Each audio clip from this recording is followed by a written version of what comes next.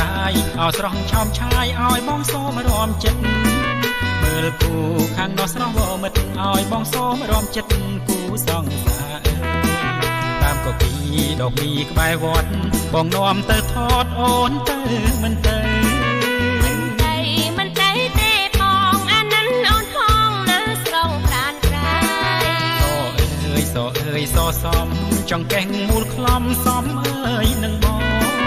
ទៅណាអូនសូមទៅផងអានិនអូនផងនៅប្រងបងអ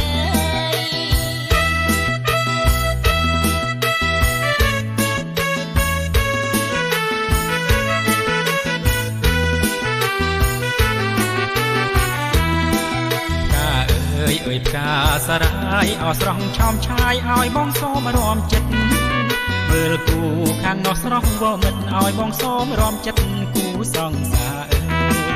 តាមកគីដកមីក្បែរវត្តបងនាំទៅថតអូនទៅមិនទៅ